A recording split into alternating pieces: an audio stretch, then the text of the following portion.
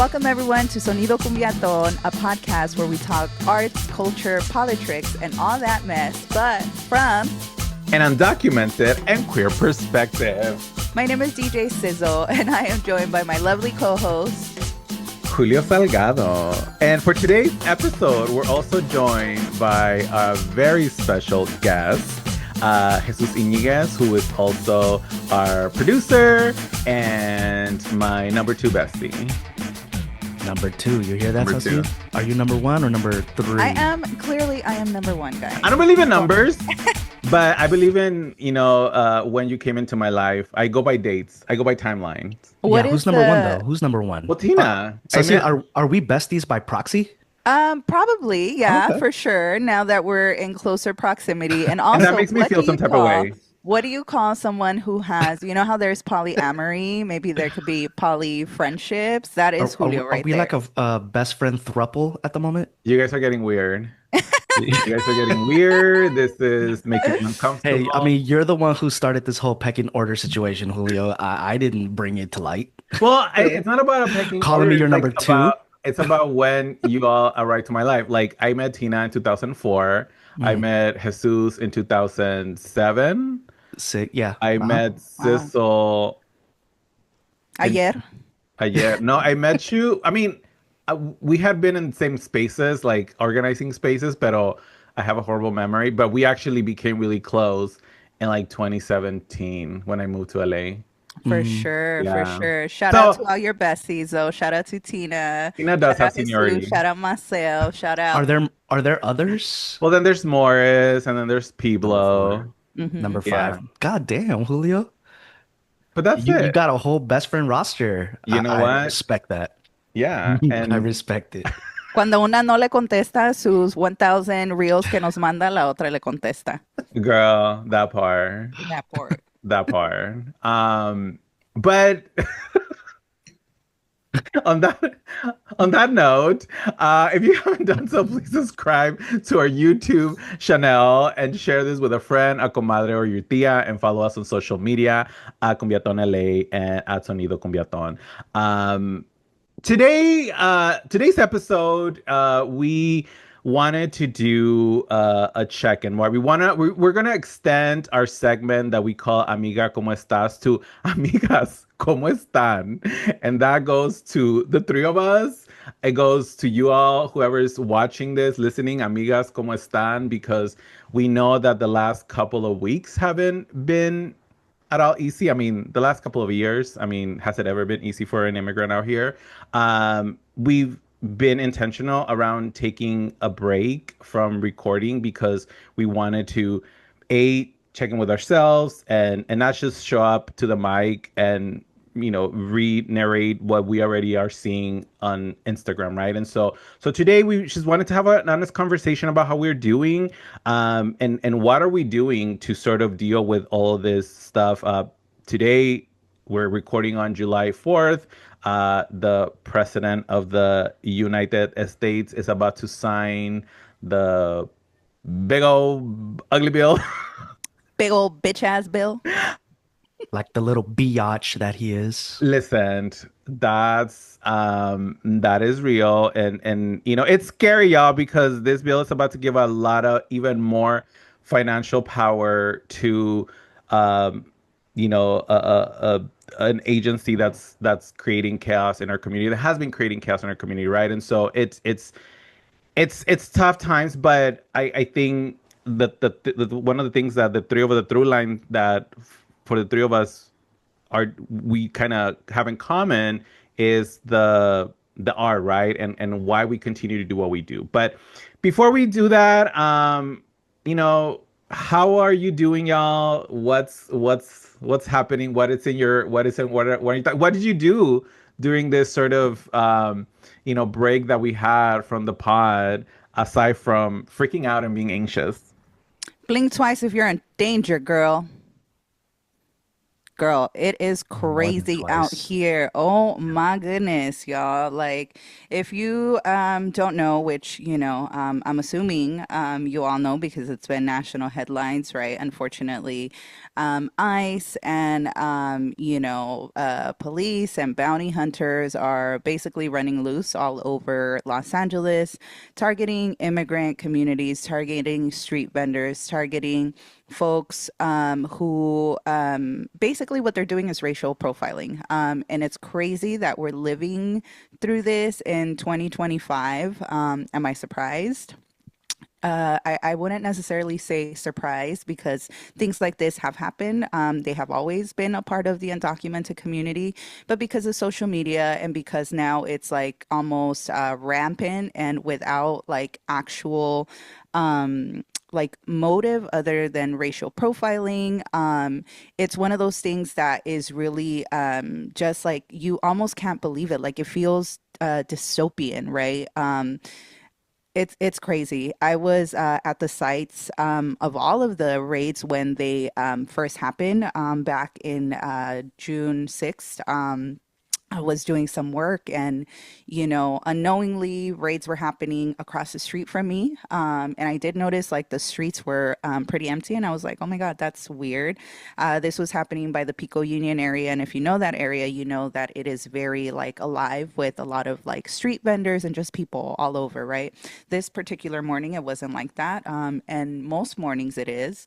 And then I went to the Callejones because girl, an LA girl will always hit up the Callejones just to see what's good, right? And a couple of blocks away from the Callejones was the first raid that at an apparel shop. Which basically targeted undocumented workers, indigenous Zapoteca workers who we are currently raising funds for. So we'll also plug that in. But it's just been crazy, dude. Like it's just been so crazy to see it happening in real life and continue to happen. Since the beginning of June, we're approaching the 30-day mark on this, and it doesn't feel like, unfortunately, it's getting better. And the messed up part is that I think we're going to start seeing this all throughout, in different cities all throughout the nation. The way and at the rate that the hate and the rhetoric is coming through the pipelines. Yeah. How about you, Jesus? How you doing? How do the youth say? Crashing out. We're cooked. Cooked. Crashing Chat, down. we are cooked. Yeah. Yeah. I'm not gonna try to. No. Yeah, yeah, the fact that we're recording this on July the Fourth Reich. I mean, I just think about history, right?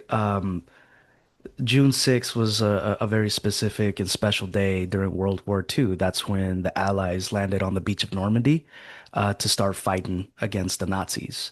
And it was Operation, I forget the exact name of the operation, but that was the pinnacle point of the rest of the world, or the Allies at least, coming together to fight this very oppressive regime, right?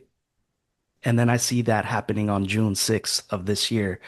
The fucking American Gestapo out on the streets attacking random ass brown people specifically. And I could not help but see the parallels where we're seeing this very oppressive regime. That's what this administration is. I think it's so weird when I hear people talk about like, oh, this is the Trump administration. Nah, this is a full-blown regime, y'all. I think it's very tone deaf if we're not there in our thinking yet.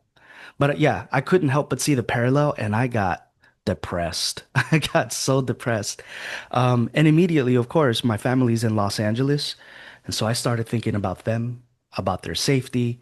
Um, and it's just been a process of really finding out not just who my friends are, but also family and who's willing to step up. And this regime is tearing families apart, not just in the literal sense, but also on emotional levels and on a political level. Because I have families who, when this shit was going down, uh, during the No Kings protest and all of that, I started to see some of my cousins talk about like, yo, I support ICE. I support Border Patrol. And I'm like, you know, your fucking parents were mojados, right? You understand that, right? And so I'm just it's been a lot to hold because I also have cousins who are reaching out who are like, yo, I don't know how we survived the Trump administration, but this shit is really real. What do we do? How do I maneuver this? And I'm like, I don't even have answers for myself. I'm trying to figure this out. Uh, and I have DACA. I have cousins who have nothing. And, you know, they have their kids and they're trying to maneuver through this particular moment. And I'm trying to help them get organized. But at the same time, trying to maneuver these conversations that I'm seeing within other sectors of my family where they're all about it, they're celebrating it. And I'm just like, you understand that there are people that you grew up with who will be affected by this. And you're allowing this to become bad blood between us because why would you support this when your parents are in the exact same situation? Why would you support this when you and I, we were best buds and we grew up next to each other? We grew up with each other. And now there is this fork in the road that you dipped in a different direction not too long ago. You fell down a very weird rabbit hole that now you see me entirely dehumanized. And so it's been a lot to hold. It's been a lot to maneuver. It's been a lot to digest. And I mean, I don't know if that happens within the scope of y'all's families, but now I see my family as a microcosm of everything that is happening across the country, specifically within Latino families. 100%. I think, you're naming something very important that what is happening is there's nuance to it, right? It's within our literally today, y'all, I got a friend request on Facebook. Yeah, some of us still use Facebook, from somebody I went to high school with. And I clicked because, girl, it's been over a couple of years since we graduated from high school. Let me see. One of the first posts, it's like our president, like praising our president. And I was like, okay, maybe not, right? And so the complexities of this go deep, because we know other immigrants are also thinking, they're like, oh, but I'm one of the good ones, right? I'm not one of them, right? And one of the things that right now, it's helping me, I have a comic strip. Shout out to Delos who let me, do comic strips every month. Called Good Immigrant, Bad Immigrant, right? And the reason why to me, and one of the things that I'm doing right now to deal with a lot of this is to document and write it all out, right? We all have one of the things that we're talking about before we started recording was that we all have our lane, right? Right now, for me, documenting through English language, documenting the undocumented, it's very important. Literally the first comic that I wrote after June 6th was everybody was checking in on me. They were like, oh, make sure you don't go and protest, because we started seeing what was happening. People went out and protested. The people were, getting arrested. And there's a fear in me that all of a sudden I hadn't felt in a while, right? This fear of like, if I go out, I don't have the same privilege as other citizens who can just go and protest, because this caused a lot of anger. And so I wrote it down. I did a comic strip, and then when it came out, a lot of people were like, oh my God, I was feeling the same way, right? Like this fear that it takes a lot of privilege to be able to go out in the streets. And so to me, writing it down and making a comic it's been really important. The other one, by the time this comes out, another story a comic strip that I'm working on right now, is about memorizing phone numbers. We think about like, oh, when this happens to you, you gotta make sure you memorize a number. Y'all, I don't know anybody's number by memory.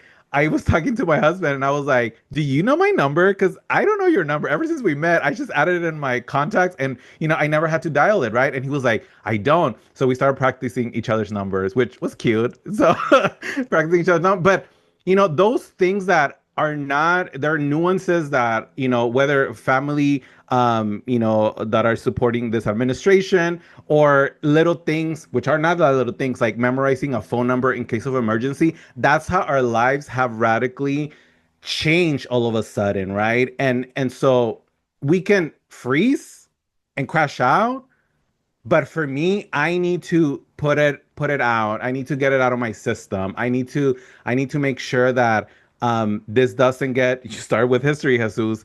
This is going to be part of our history, and how people reacted to this is going to tell a lot about who we are as a society. And so I hope that, like, people are being, not just, complaining on online, but like actually doing something and using the privilege for good, right? Julio, I hadn't even thought about remembering phone numbers. That's Girl, crazy. do you know a good trick, a trick to remember a phone number? Memorize. I break it. I mean, you don't have to memorize an area code. If you know your husband's area code, whatever, or your partner or your best friend. You memorize the first three numbers one day, and then you memorize the other three, and you practice them every day. That's how my brain works. It's a trip because I remember I didn't have a cell phone until a reliable cell phone until like I was about 26 or 27 years old. So when people would give me, I remember, being out and about on those, out and about On the where, streets. oh, I was on those streets and a girl would be like, I would be like, yo, what's up? Can I get your number? And then she's like, do you have anything to write? And I'd be like, no, just tell me your number. And I would remember it. And I remembered all of my friends' numbers because, yeah, I would go up to a payphone and I would just dial their number and I'd call them. But now I can't remember a phone number for the life of me. It's crazy. But do And y'all it's just also wild how much we offload to cell phones in Yeah. general. But that's a whole other conversation. yeah, But that's that's what a I'm big talking about. Like, it's the little things that you're like, oh my God, like other people don't really have to think about this.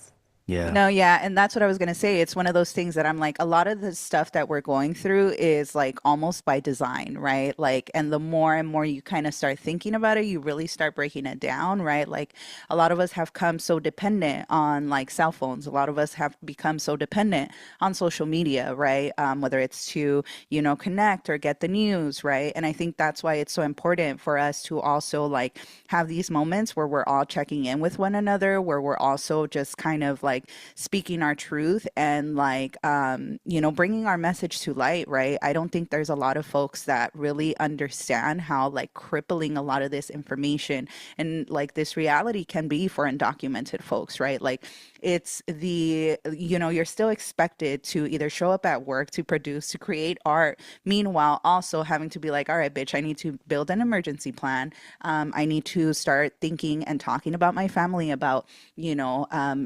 deportation proceedings, and like, what are we going to do? Plan A, plan B, plan C, plan whatever, while still being like, well, we're still going to create this art and we're still going to try and, come out and speak our truth, even though a lot of folks, including ourselves, are being repressed. A lot of folks, including ourselves, are at risk of larger and bigger things, right? And like this was not necessarily, in my bingo card in 2025, right? But also saying that is a little bit almost like willfully ignorant because there's a lot of things that have already kind of been on the walls, right? And I think now it's time for all of us to, really see like the realities that are in front of us. And this is why I think, for us, we took a little bit of time to kind of like take a break, crash out, figure out the way that we are going to be moving through things. But I think,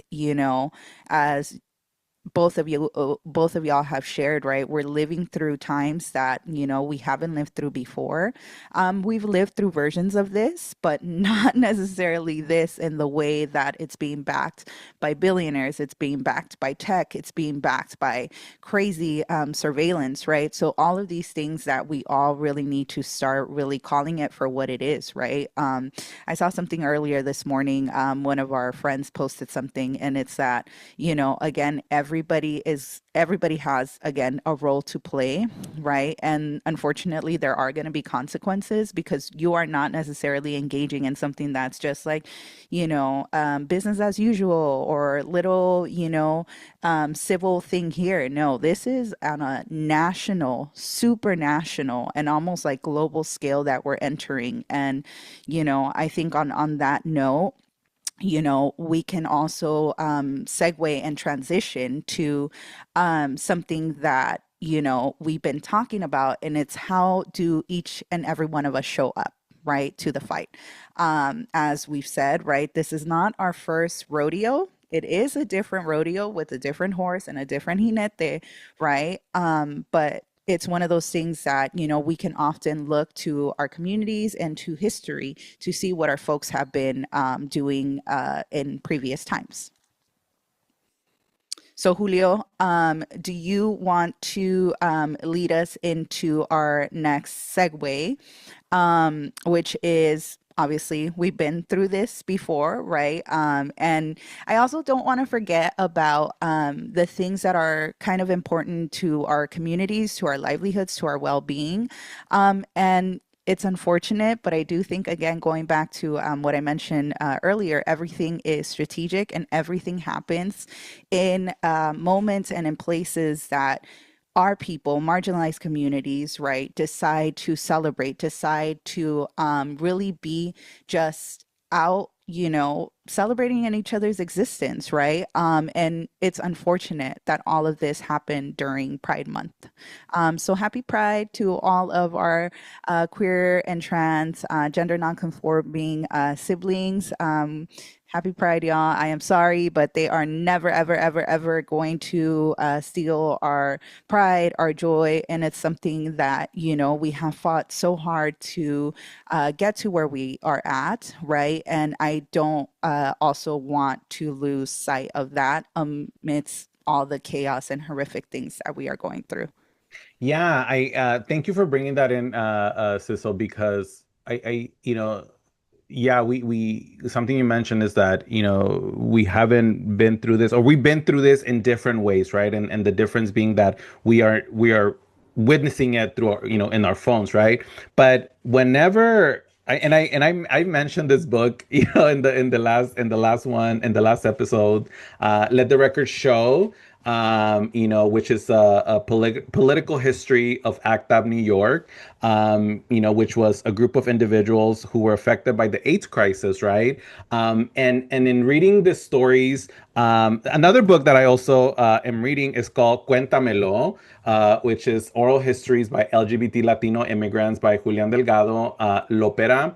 And the reason why I bring this oral histories, this history of our communities, is because we need to remember that through horrible times in history, people have rely on the culture, a lot of it art, music, cultural spaces to come together, right? And Let the Record Show, as people, I'm reading about people who were, putting together these actions, making sure that the government was doing something about folks who were dying of AIDS. And at the same time, people were dating and, having romances and, amongst the movement and going out to partying, right? I want to give a shout out to Luis Ortiz Fonseca from Philly. He has the Barones Project, and he has this this series called Songs That Soundtrack the AIDS Crisis, right? And he names music that was pivotal, or that meant something to people from that era, right? And I'm gonna quote one of the articles that he talks about Lisa's "I Wonder If I Take You Home, Baby." You know that song? If I take you home, baby. Well, this is what Louis writes. For many Black and Latina youth coming of age during the AIDS crisis and amid early safe-sex messaging, the song's lyrical content of trust, intimacy, and the decision to have sex resonated and reflected the realities of teen sexuality. While it doesn't explicitly reference AIDS I Wonder If I Take You Home unintentionally captures the hesitation and concern that infiltrated broader cultural conversations about sex, while also pointing to a future where Puerto Rican youth pop artists uh, could garner multi-genre mainstream success, right? And so the importance of, I see a lot of artists right now on Instagram kind of like hesitating to talk about their work, and should I post about this event that is happening? And my reaction is yes. We cannot let this administration churn, like, the little things that we have, which is like our cultural spaces, to be gone, right, out of fear. And I understand, but again, I look back at the queers that came before me, and I'm like, those motherfuckers were fucking badasses that survived. I don't want to compare situations, but I'm like, they survived, right? Not let me reframe that. A lot of them didn't survive, but this moments like this music has gone on to become something for the people that did survive, right? And so I think that it's important. That's why I go back to like creating art. One of the things that I started doing before June 6th, I started doing this series called this pop up, the Spice Girls Saved My Life.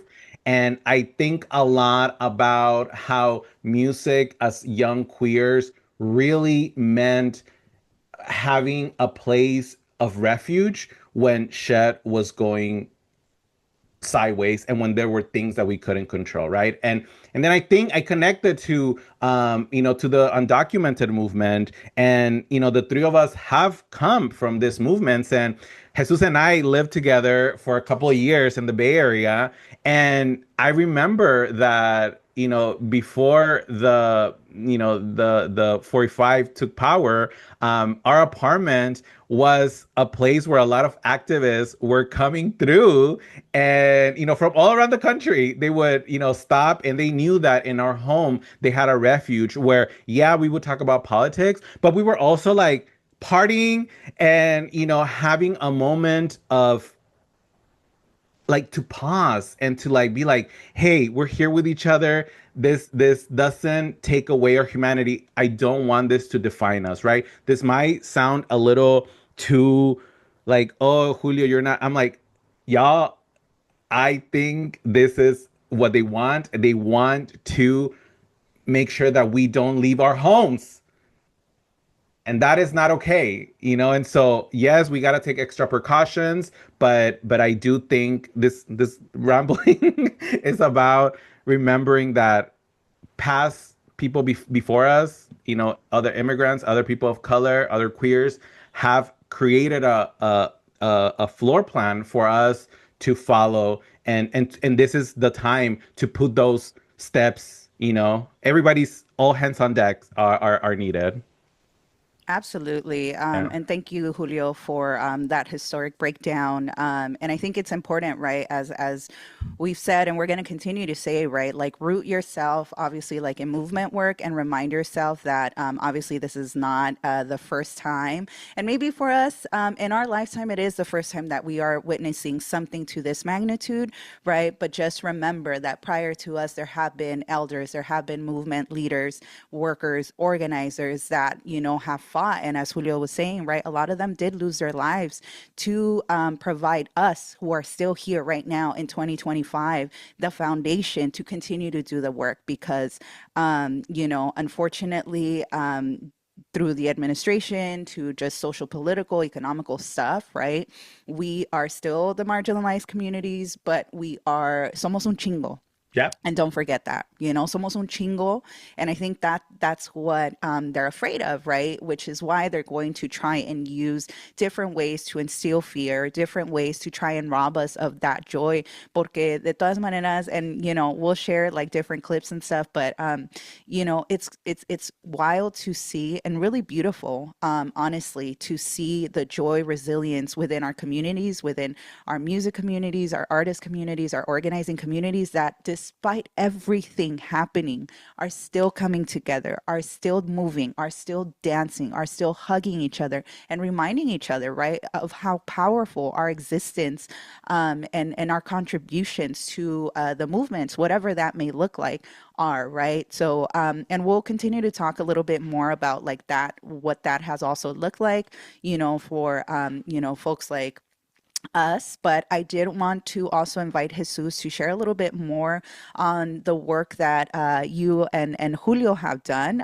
as immigrant youth movement leaders and organizers. We are no longer immigrant youths. Elders. We're Now pretty we fucking far are from that the these days now. elders, right? But I did want to invite you to share a little bit of your story and what you all did in the early 2000s, and again, same same machine, different leader, different monster, right? But it's something that we need to also bring to the floor and highlight, because these are movements that have been pivotal to immigrant rights, period. So Jesus, take it away. Yeah. I mean, for me, my politicization process began in 2001 when I graduated from high school. That was the first time that the Federal Dream Act went in for a vote, and it was sure to pass. That was also the year that AB 540 was voted here in California, and it was set to go into play, right? Um, and then 9/11 happened, and 9/11 changed a lot of things. I think within the immigrants' rights movement, we understood the magnitude of what it meant and what it would mean, even in those days, to have a terrorist attack happen here on American soil. Um, I see a lot of TikToks these days of people making light of 9/11. And I'm like, oh, yeah, it's been long enough that I think people can make jokes about it. But the fact is, the repercussions of what happened in 9/11, we still feel it every fucking day as migrants in this country, to the extent that I've been inside of a couple of detention centers in the past visiting people, and they have, excuse me, never forget 9/11 posters inside of detention centers. I'm like, oh, that's why they became realized because of 9/11, the Patriot Act, blah, blah, blah, blah, blah. But that's when my politicization process began. That's when I understood we need to get involved. I need to do something. I need to not just become informed, but there's also, not. It's just not about the theory. It's also about the praxis of it. It's not just a conversation about pedagogy. It's about putting action behind the words. And so, meeting Julio in Cal State Long Beach, 2006, 2007. That was, I guess, an escalation of myself and becoming involved in that particular kind of way, particularly within the immigrants' rights movement. Um, Back in those days, it you weren't out and about as undocumented. You were in the shadows. Um, you were out. I mean, you found community with other undocumented people, but undocumented and unafraid was not yet a thing. And I remember when I graduated in 2007, I did a piece for my graduating class, and I outed myself as undocumented. And I remember the sort of reaction that it got from other professors who were like, "Oh, that was amazing. You just outed yourself as undocumented. What does that mean? And how can we protect this person?" And I didn't know that I was doing anything out of pocket. I was just speaking my truth. But then, lo and behold, 2, 3 years later, that became a rallying cry. That became the strategy of, if we are in the shadows, it just makes it easier for these people to just disappear us. We're already in the shadows. We're already unseen. We're already bodies that people see just in the periphery of their lives. We need to be in their faces. And that's when the whole Chicago movement inspired the whole undocumented and unafraid and out of the shadows. And so there's a lot of history here. There's a lot of participation and a lot of movement work that came from different parts of the country, and ultimately, very loosely in many ways, became a tangible movement that ultimately led to DACA. But for me, I never saw myself as an organizer. I I respect organizers far too much for the sort of work that they do. For me, I saw my lane in my pocket as someone who could capture it, someone who could work within the wing of the cultural side of things, because for me that's where the heart of the situation was. It wasn't necessarily just about the experience of being on the receiving end of things, right? Of being within the scope of that marginalized community. It was about inspiring folks and touching hearts. And so when I first worked with Julio, I mean, we worked on a little magazine called Reflejo, and that's when that became fodder for like these art projects that we, you know, that we were conceptualizing. And I remember YouTube in those days. I remember going on YouTube and typing, you know, undocumented or illegal immigrant. And save for a few videos that were, you know, from newscasts, like undocumented immigrants this or whatever, there was virtually nothing else. And so I remember going to Julio and being like, hey, this is an opportunity. I think that we could create something where we could create media, because we've been in those spaces. You know, we did get involved with organizing spaces, and we saw how different reporters and all these folks would come in, get their bylines, and then they'd peace out. And we'd never hear from them ever again. And then lo and behold, you know, homegirls are getting, you know, their fucking awards for writing their bylines, but, you know, we're still undocumented. And so I'm like, I think that we need to talk about this experience from our scope and in many ways the totality of it, because I was fucking messy. Julio, I think you and I were hella messy. Julio And was queen messy. yeah, I don't know what you're talking about. I've always been a good immigrant. um, you know, and the good immigrant, right? And so that's how we started an online media campaign. You know, originally the first concept was, how about there's already this movement that is tangent to what we're trying to accomplish here in a media sense of being out and about, undocumented and unafraid and out of the shadows. So what if we extended that onto an online platform? And so we conceptualized the project called 1.8 million. Oh my That God. fell apart. We're not going to get into the thickets of all that, but then for I think Julio and the several other folks who were involved as part of this project, I remember sitting with them and being like, we can't ask other folks to come out of the shadows and land their story and their faces online without us doing it. I think if we're going to encourage other folks not just to step out of the shadows within the scope of their own lives, I think we need to lead by example. And it was scary.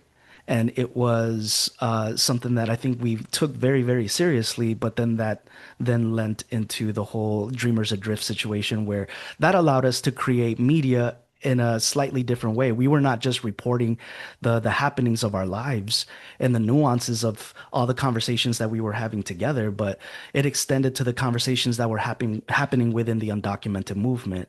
And I think that media project got a lot of coverage, and it inspired a lot of conversations, and we were able to document and be a part of those conversations.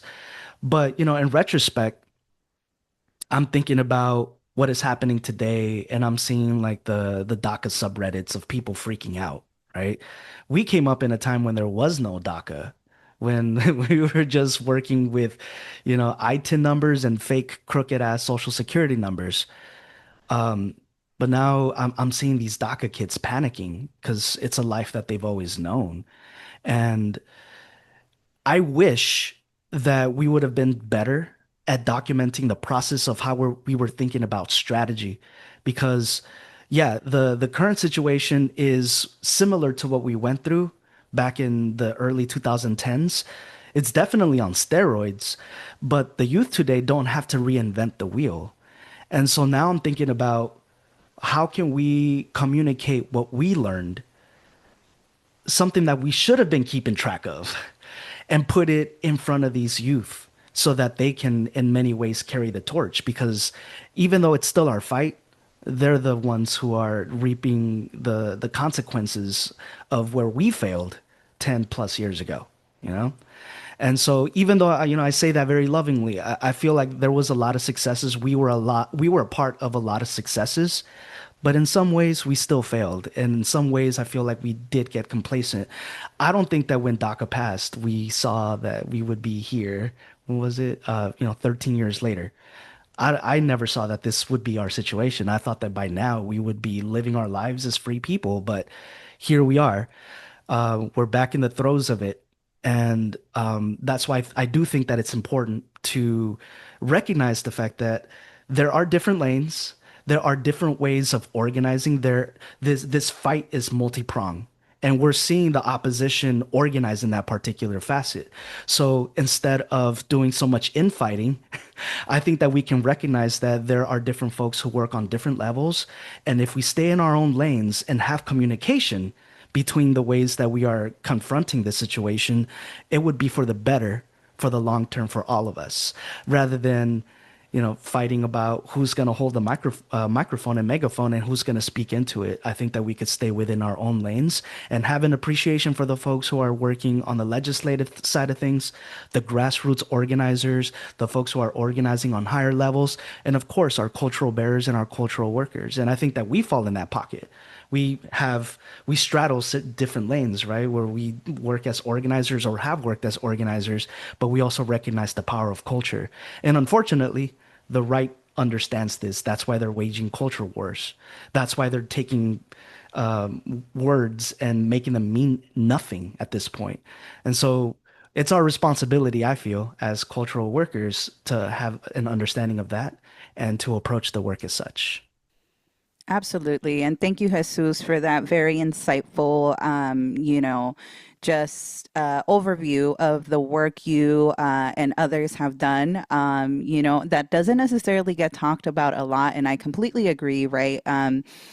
About making this accessible to other folks, right? Because just as Julio was referencing back to the books and the movements, right, of pride and our ancestors that literally laid the foundation, right? We also need to be doing that as, undocumented youth movement elders now, right? I tend to, when I go do my workshops at, different colleges, I bring this information with me. But now I'm understanding that only the folks in that room know this information, right? There's not a lot of this history shared online, right? And it can be one or two things, right? It can be that people just, kind of moved on from that type of work and that type of movement, or that, as we're mentioning, right? Like we just got complacent with DACA and different things, adjustment of status, right? But to that, I also want to bring forth a point that, like, a lot of us who have been part of these movements, right? I don't necessarily think that it's super sustainable to continue to do it, for a prolonged period of time. Um, Although I do also realize that there was, kind of like a hiccup or a long break that we as DACA recipients and undocumented youth movement leaders, right, kind of left that gap behind, right? Like, I think it's also important to highlight that, bro, like a lot of people just wanted to like live their life, and I don't think we should be faulted for that. I was one of the ones previous to, and I was like, yeah, man, we fucking failed everybody. Like we should have been out there, we should have been activated, and we should have X, Y, and Z, right? But at the same time, I'm like, I always go back to this thing of like, we shouldn't necessarily have to carry that burden all on our own, right? Like, and I don't think people should be faulted for wanting to pursue their careers, their passions, lo que sea, right? It's unfortunate that, again, it did leave like this gap where people unfortunately, didn't necessarily hand off the baton in a, like proactive way. But it's one of those things that, pues we live and we learn, which is why we're here, still trying to be those folks that can just shed a little bit of light on the work that, undocumented immigrants have done in the past and are still doing today. And we actually called this episode All Hands on Deck because, as you both have highlighted, right, we all have different ways in which we all can support. I think, particularly to our group, right, now we have moved on from the organizing perspective, right? I was a labor and immigrant rights organizer for, close to 9, 10 years of my life. And let me tell you, it's grueling work. It's one of those, almost invisible, I guess, type of work that you also do. And it's a type of job that you cannot separate yourself from. You are living it 24/7. You are on call 24/7, even if you don't, that's not necessarily what you signed up for. You signed up for a 40-hour, work week. No, sometimes it was double that. And, even on your days off, even as, you're winding down for the night, the brain doesn't, right? So I also want to bring to light that, a lot of the people doing the work or that have done the work, whether it's taking a break for self-preservation, right? Because a lot of this job is not like sustainable, if I'm being frank, right?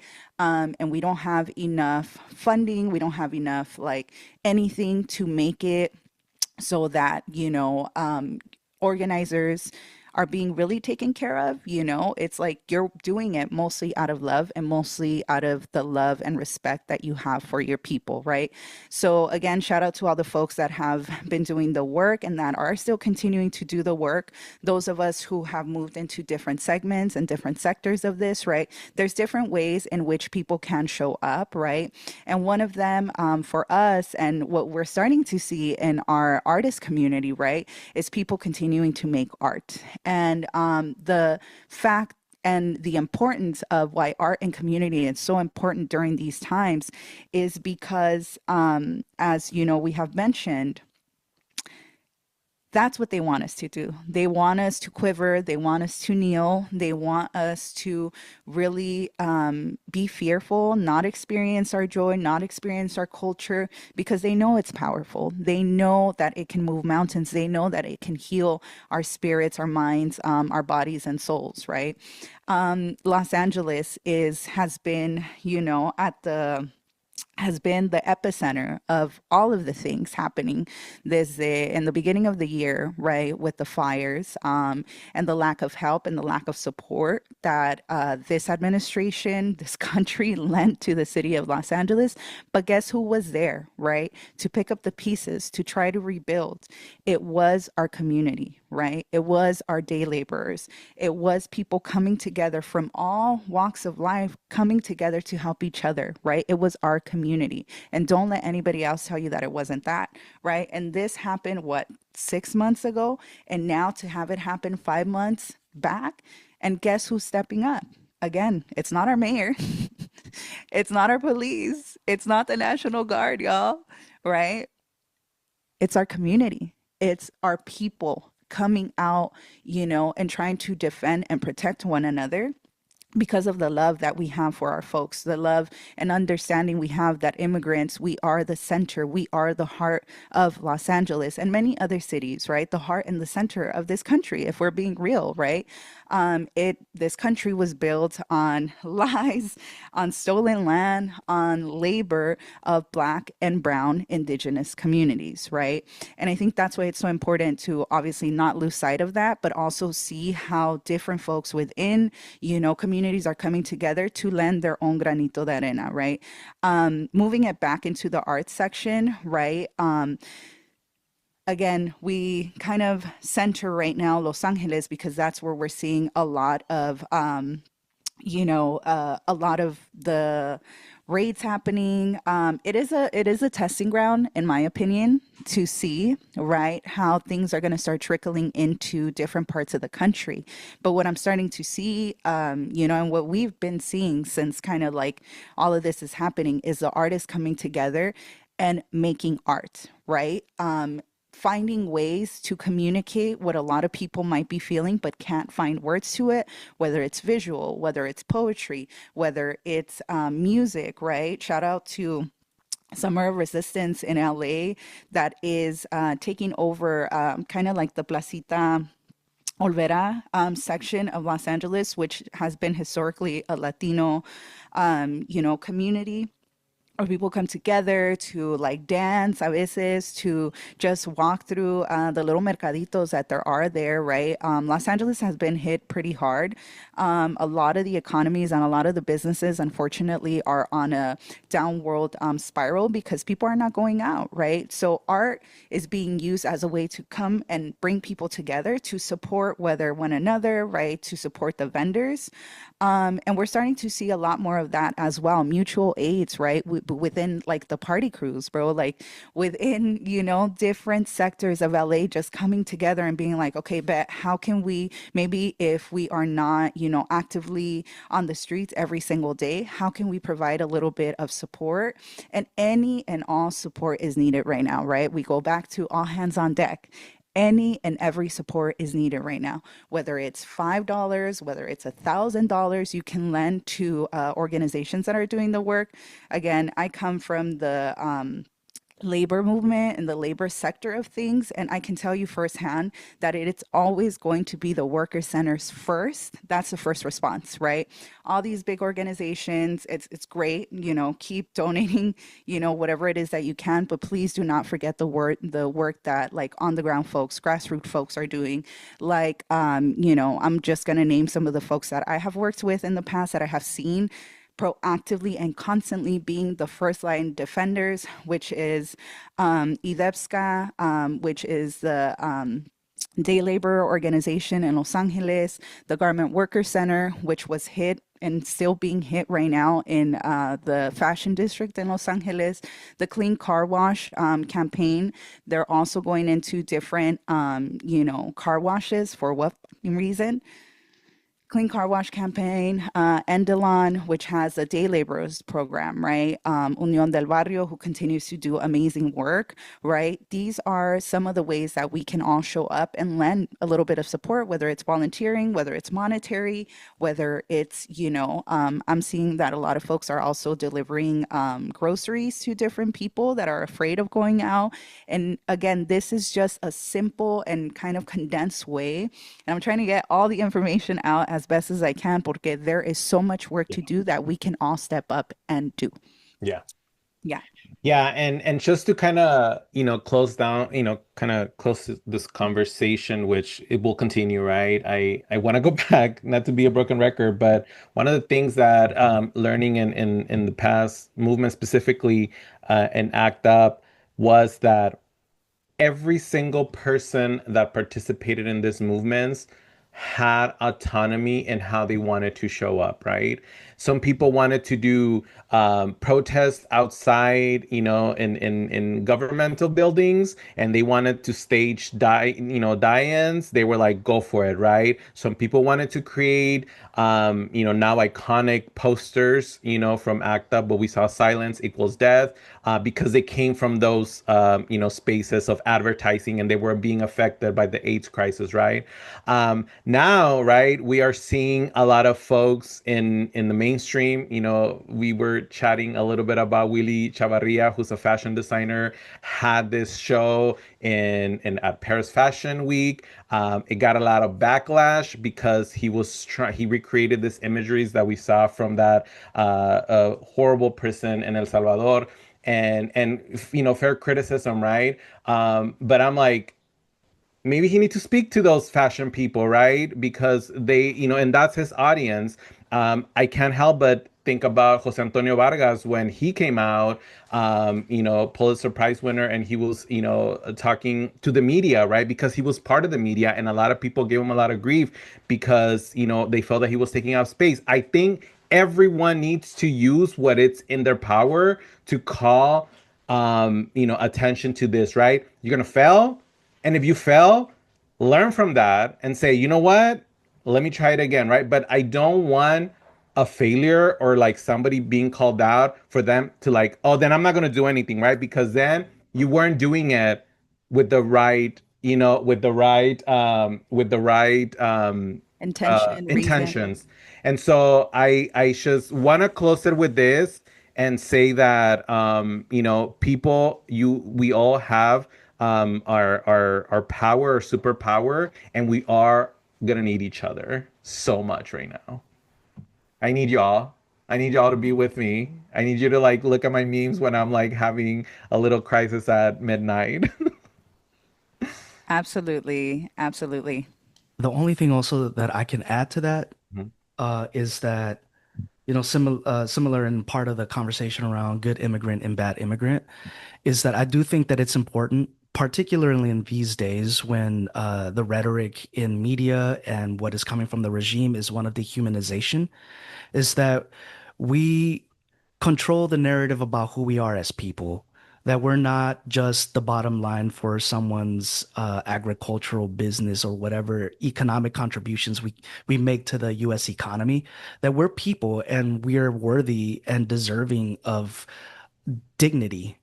And the way that everything is playing out is incredibly dehumanizing and demoralizing for our communities. And so, yeah, we are people, and as people, we are flawed, we are fallible, we like to have fun.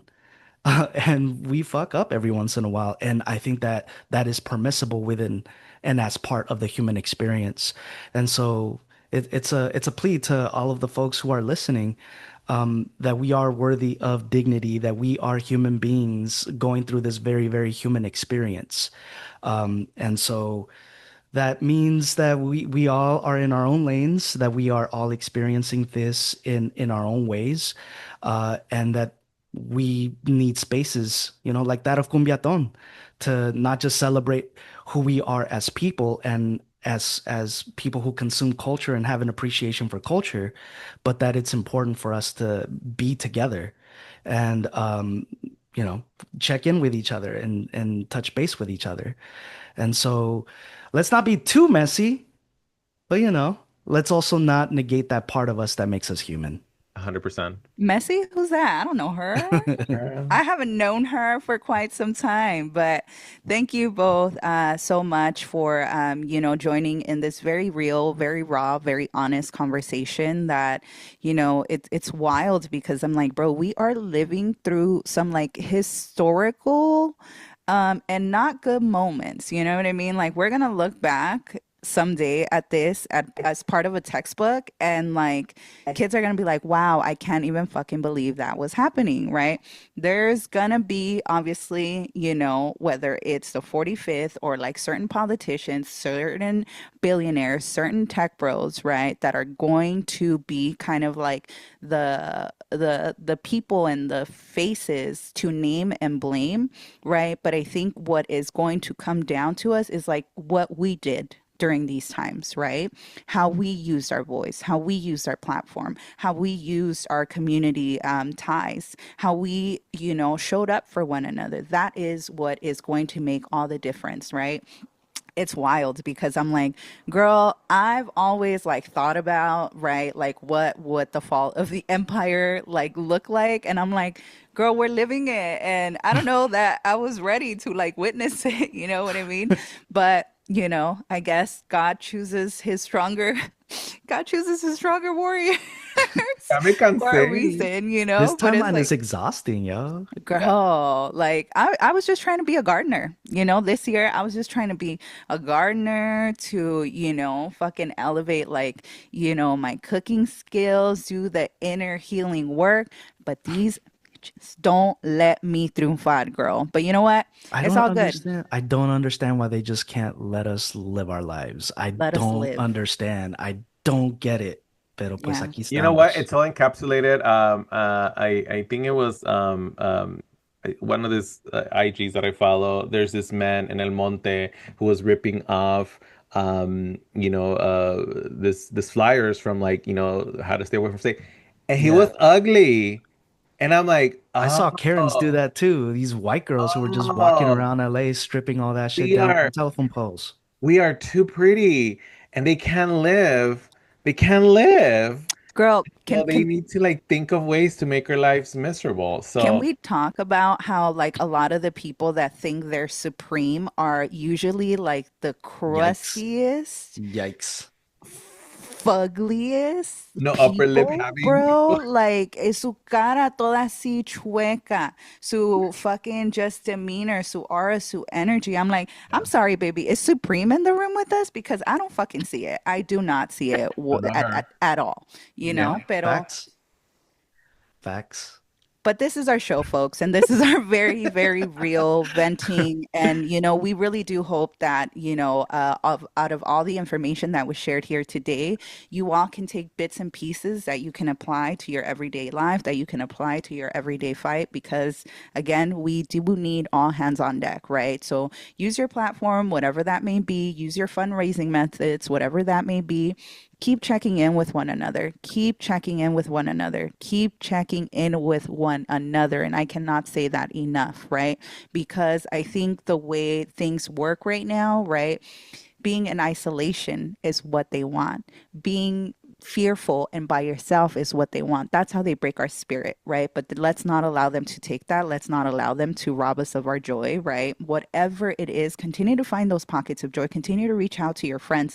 Continue to reach out to your communities, right? You are not alone in this. You are not alone in this. You are not alone in this. You have an entire community that is going through similar struggles as you are, and we are going to fight them, mano a mano, and doing whatever it is that we can do with one another. So again, reach out to Julio, myself, or Jesus if you want to chat, if you want us to cover a topic, or if you have any questions for us, reach out, and we can go ahead and answer them so that we can address them at our next episode. But again, muchísimas gracias. If you haven't done so already, please subscribe, and give this video a like, share with your friends, share with your comadre, and let them know, que aquí estamos y no nos vamos. Y si nos echan, pues nos vemos en Mexico, girl. Reach out to us and don't call who? Your ex. Do not call your ex. Do not call your ex. Or any racist or bigot or fugly people. Don't do it, girl. Don't do it. Don't do it, little girl. No. Don't do it, little girl. Block the ex. Black. And continue to celebrate Pride for the rest of the year para que se les quiten. Pride. Yes, all Happy year Pride, long. y'all. Love y'all. Happy Pride. Nos Gracias, vemos. Gómez.